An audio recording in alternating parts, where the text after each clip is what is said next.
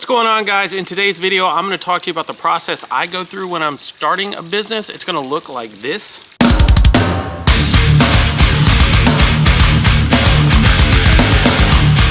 I'm just kidding, it's not going to look like that at all. But it's going to be super interesting. If you're thinking about starting a business, stick around, it's going to be fun.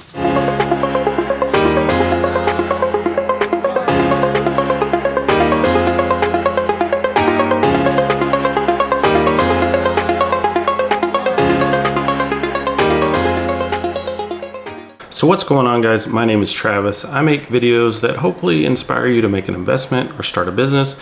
And if you already have a business, maybe I can help you make it better. If you're new to the channel, please like the video. And if you end up liking the content, please consider subscribing to the channel or sharing with a friend.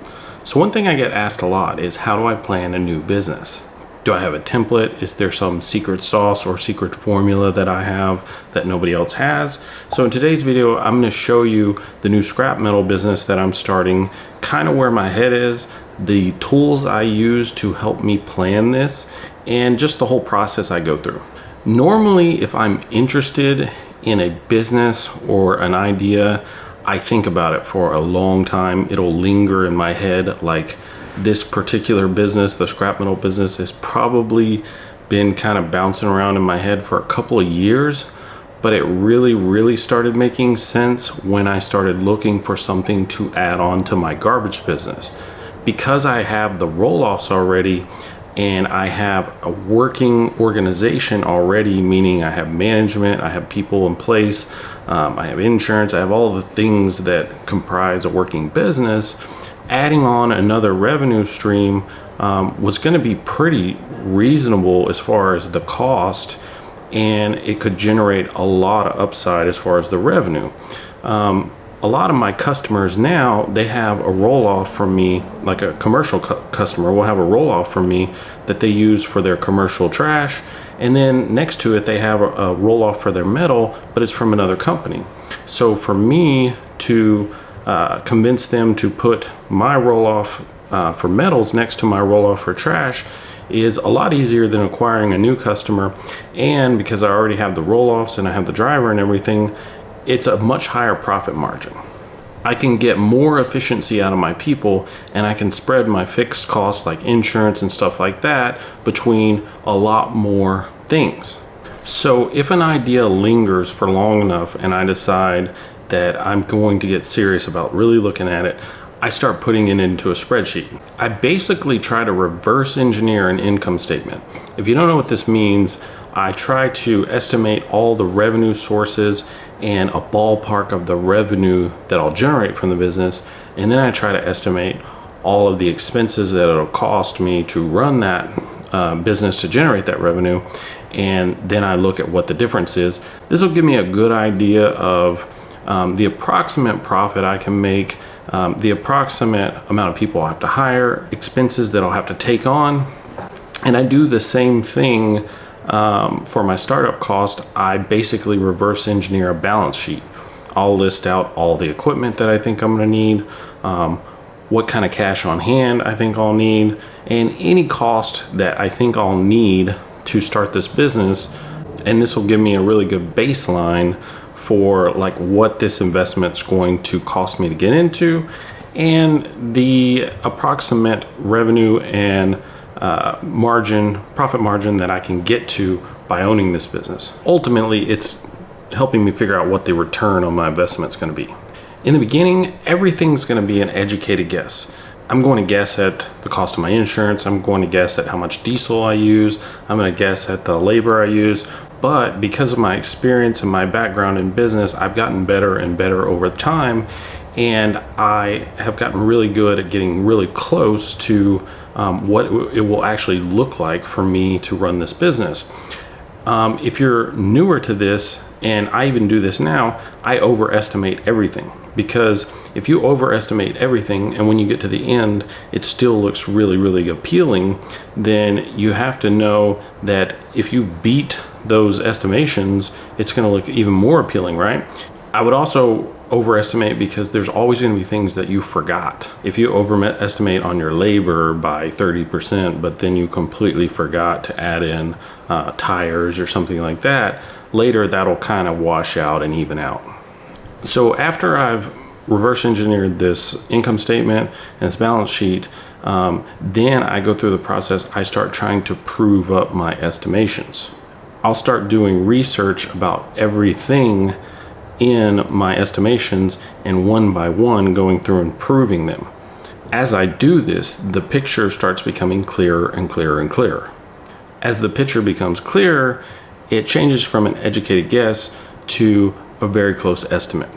And I'll spend months on this. I'll spend quite a bit of time trying to clarify my guesses. Kind of to start, I usually just start Googling different things that are involved with each line item that I'm trying to clarify.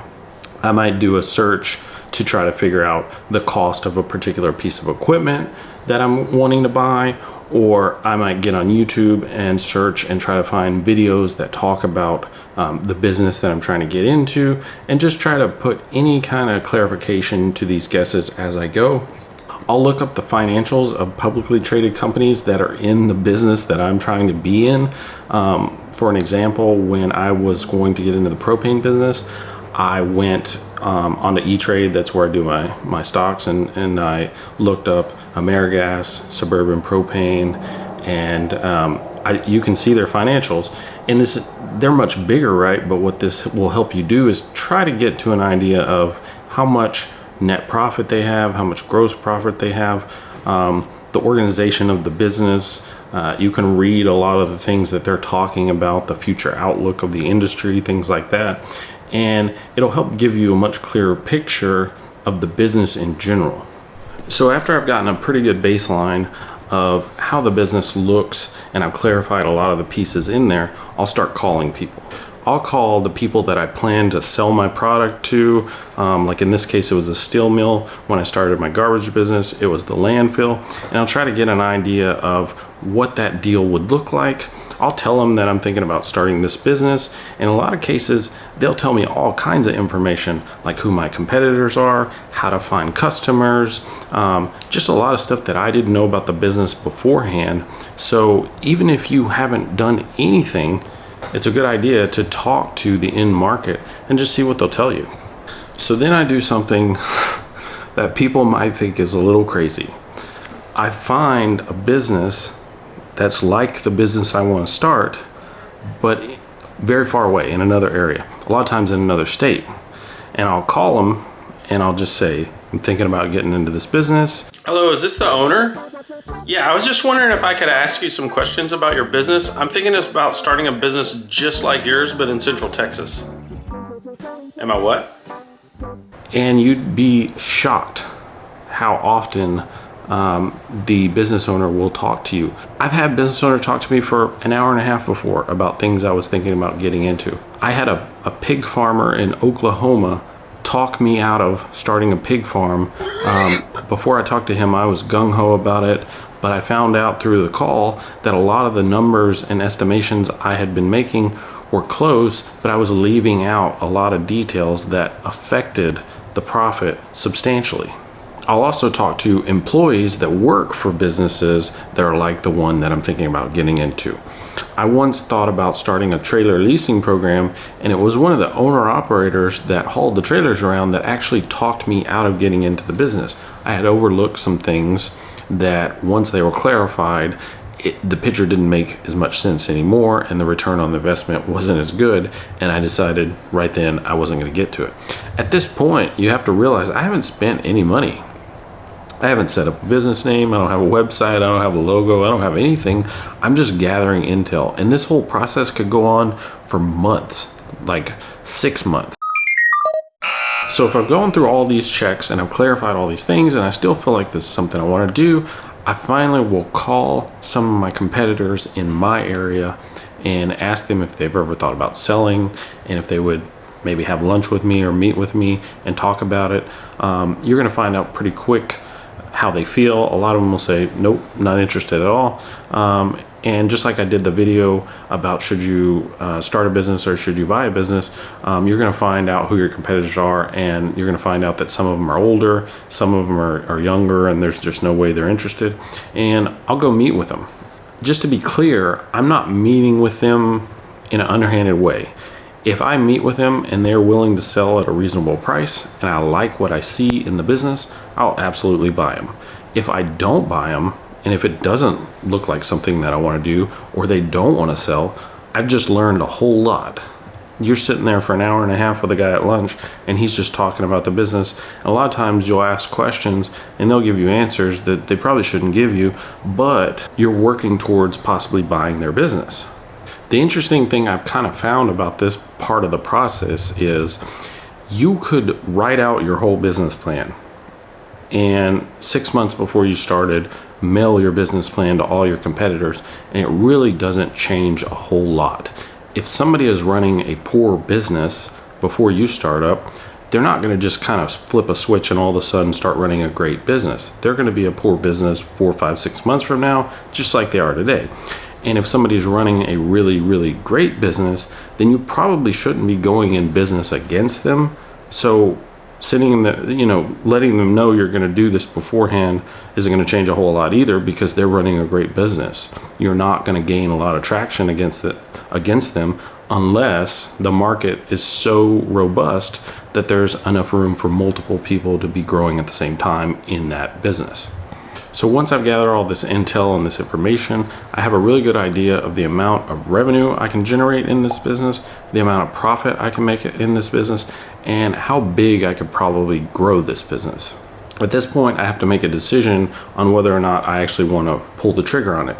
This is where it kind of goes back to, you've heard me say in a lot of my videos, that opportunity is a really, really big deal. At this point, I understand all the cost, all the reward, and I have a really good idea of the opportunity.